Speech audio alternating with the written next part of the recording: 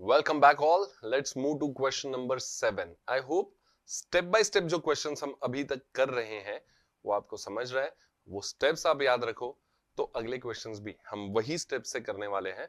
So here we go. Next question है 7. पढ़ लेते हैं पूरा अच्छे से.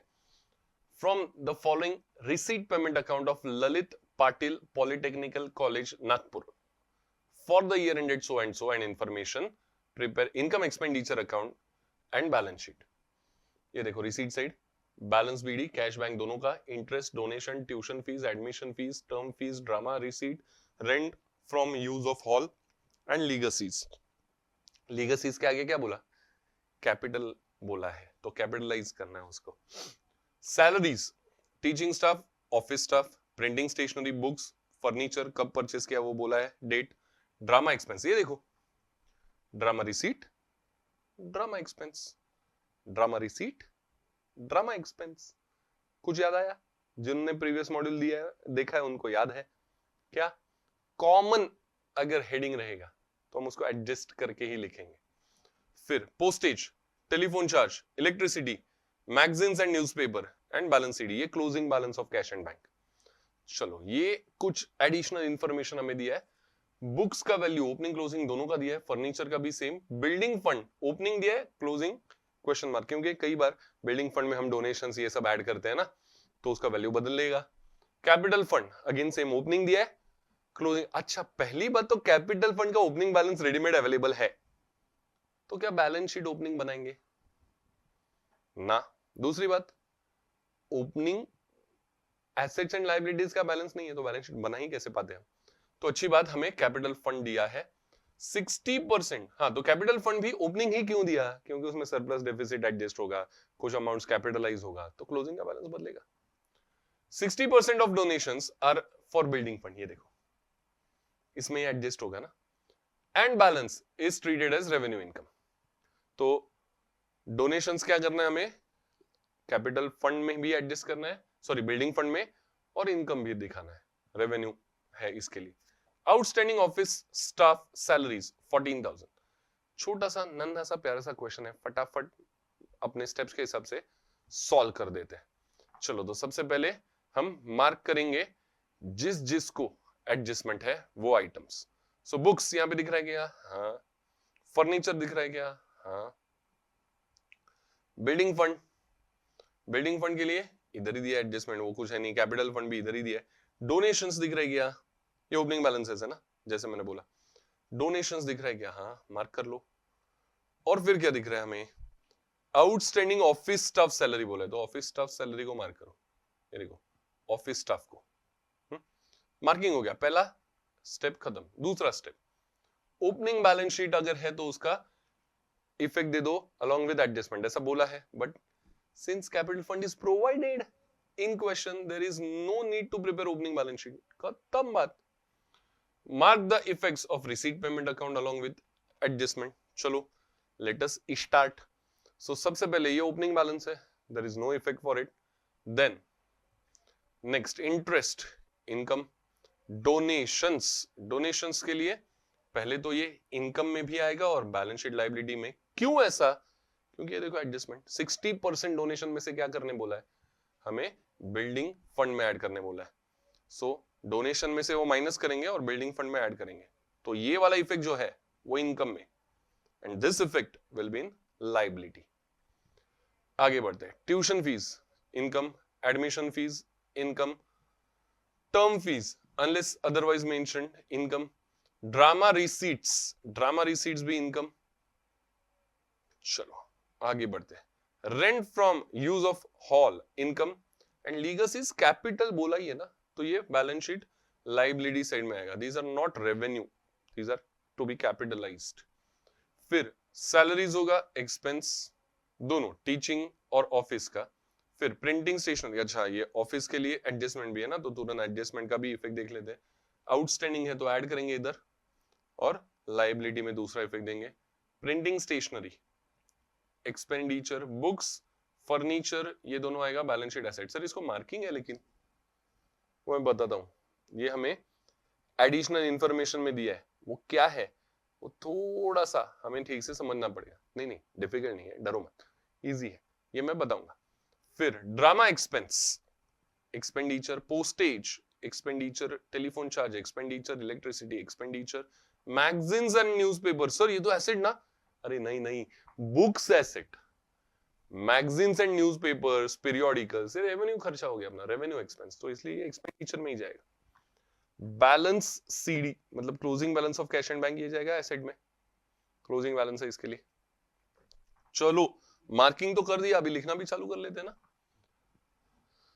रिमेनिंग एडजस्टमेंट्स कुछ है क्या, देख लेते हैं। कोई नहीं है रिमेनिंग एडजस्टमेंट, सबका हमने इफेक्ट दे दिया है। तो चलो लिखना चालू। सबसे पहले ये देखो बुक्स, सबसे पहले वही आया, देखो बुक्स ओपनिंग था 180, ठीक है, ओपनिंग बैलेंस हमने एसेट साइड पे लिखा 1,80,000।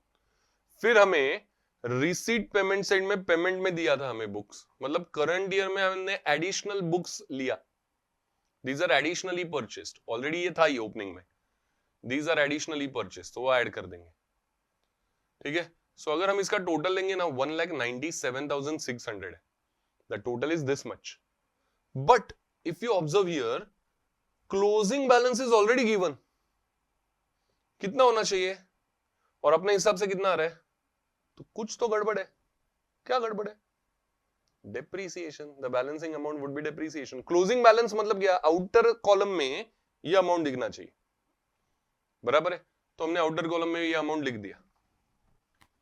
अभी what can be the possible reason to get this amount, 97 का 77 होगा, डेप्रीसिएट होगा, ठीक है। सो इसके लिए हमने क्या लिखा, लेस डेप्रीसिएशन 20,000। देखो difference of inner and outer column, ये बोला नहीं था, ये हमें समझना पड़ेगा, इसलिए बोला था, ये एक छोटा सा पॉइंट है जो मैं आपको बताऊंगा, इजी है लेकिन समझना चाहिए, नहीं तो फिर क्या कंफ्यूजन होता है कि 197,600 मेरा आया, इधर तो 177,600 दिया है, so this is the final amount, ultimate amount, closing balance दिया है मतलब, ठीक है। सो दोनों का difference would be depreciation. Same अभी डेप्रीसिएशन का सेकंड इफेक्ट देंगे एक्सपेंडिचर में बुक्स का, वैसा ही ये देखो 20,000 आया, वैसा ही कुछ हाल है फर्नीचर का। Furniture 65,200 was opening. We have additionally purchased 15,600. So we'll add it. So 80,500 should be our total amount. But 60,000 is given as closing balance. So outer में आएगा 60,000, मतलब ही क्या, ऐसा नहीं, ऐसा बोला है, तो ठीक है वैसा करेंगे हम, right? So 20,500 would be the depreciation. ये क्या हो गया रे, ये थोड़ा सा सेंटी हो गया इधर, किधर है ये 60 है और ये नहीं ये सेंटी हो गया actually, this should be 80,800, this should be 80,800। होता है कभी बड़े बड़े सेशन में छोटी छोटी बातें, आपकी भी होती है ना, लेकिन आपके मार्क्स कट होंगे ऐसे होगा तो। यहाँ पे आई कैन टेल कि ये थोड़ा सा आप करेक्शन कर लो, आप करोगे तो आपका मार्क्स कट होगा, तो आप ऐसा मत करो, एकदम अच्छे से कैलकुलेशन करो। सो 80,800 माइनस 20,800 तो आएगा 60,000। सो डेप्रीसिएशन का अमाउंट 20,800, तो टोटल डेप्रीसिएशन आउटर कॉलम में 40,800।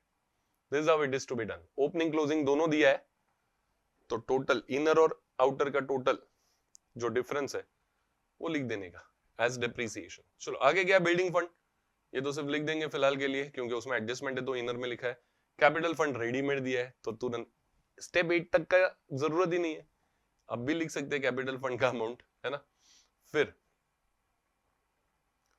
60% डोनेशन, चलो पहले डोनेशन लिख लेते हैं, हाँ भाई इनकम में, यस 1,40,000 उसमें से 60% माइनस कर लेते हैं 84,000, तो बचा जो भी अमाउंट XYZ, ये क्या करना है 60% को बिल्डिंग फंड में ऐड करना है। अभी हमने बिल्डिंग फंड लिखा था in inner column, will add it.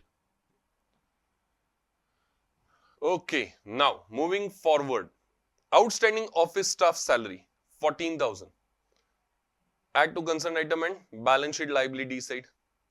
चलो ये हमने लिख दिया to salaries to office staff, right. उसके बाद 14,000 हमने ऐड कर दिया, सेकंड इफेक्ट आएगा लायबिलिटी में 14,000।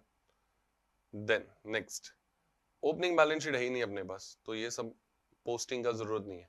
क्वेश्चन स्टेप 7 क्या है, remaining items of receipt payment, ये आएगा ही नहीं यार, ये बार बार अभी बोलने का जरूरत नहीं है, डायरेक्ट इधर से ही ले लिया। फिर इंटरेस्ट हमने लिख दिया अमाउंट, फिर डोनेशन ऑलरेडी लिख चुके हैं, ट्यूशन फीस लिख दिया, एडमिशन फी। अभी मैं खड़ा कहाँ रहूं, ये मुझे प्रॉब्लम है, तो अब थोड़ा सा मुझे भी एडजस्ट कर लो, क्योंकि यहाँ पे रहूंगा तो ये अमाउंट नहीं दिखेगा, यहाँ पे रहूंगा तो ये अमाउंट नहीं दिखेगा, तो ठीक है, विल एडजस्ट समहाउ।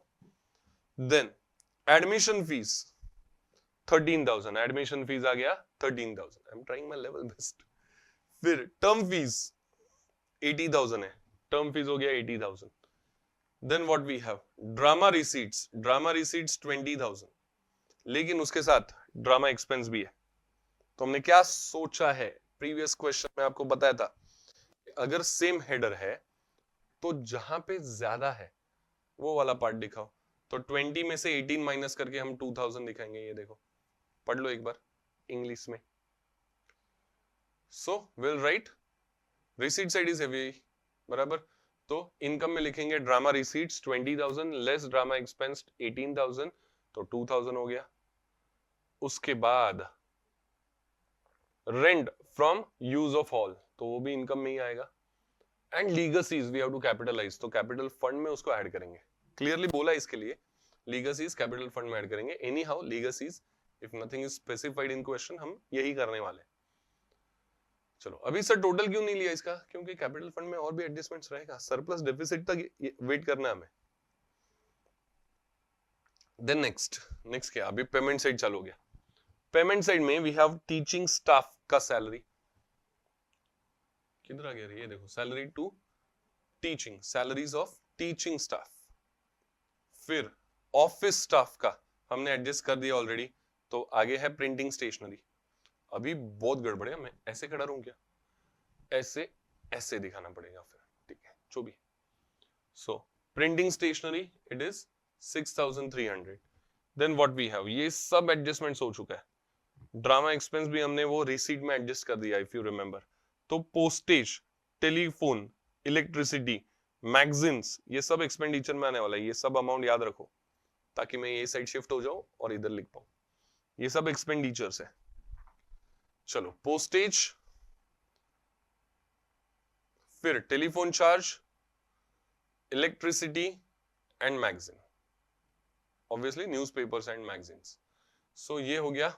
इसके बाद बैलेंस शीट एसेट में लिखेंगे closing balance of cash and closing balance of bank, दोनों। चलो वी आर डन। अभी क्या, ओपनिंग कैपिटल फंड पता करने बोल रहे हैं, अरे दिया ही है रेडीमेड, वो हो चुका है, आगे बढ़ते हैं। बैलेंस करेंगे इनकम एक्सपेंडिचर। सो टोटल ले लो 547,200, डेबिट का टोटल है, क्रेडिट का टोटल है 464,200। सो ऑब्वियसली यहाँ पे डेबिट ज्यादा है, मतलब expenditures are more than the incomes, तो क्या होगा, डेफिसिट होगा। देखो heavier total on both the sides, balance on lower side above the total. There is excess of expenditure or income, that itself means it is deficit, and deficit is to be deducted from capital fund. ये देखो legacies तो add करना है, लेकिन deficit minus करना और फिर total आएगा आउटर में 51,200। चलो अभी बैलेंस शीट को टैली करते हैं। देख लो आपका टोटल 3,14,600 आ रहा है क्या, दोनों साइड का अलग से करने का हमेशा सेम आया तो बहुत बढ़िया, यहाँ पे अपना क्वेश्चन ही खत्म हो गया फिर। चलो तो अभी वाले क्वेश्चन में हमने क्या समझा एक्स्ट्रा, वो जो ओपनिंग क्लोजिंग वाला बैलेंसेस दिया था, हाउ टू एडजस्ट इट, ठीक है। बाकी सब तो हमने किया है पहले वाले क्वेश्चंस में भी। तो एक बार वापस आप खुद सॉल्व करो, अभी ये क्वेश्चन एक बार देख चुके हो तो खुद सॉल्व करो, कुछ डाउट रहेगा वापस उतना पार्ट देखो, और फिर मिलते हैं अगले मॉड्यूल में।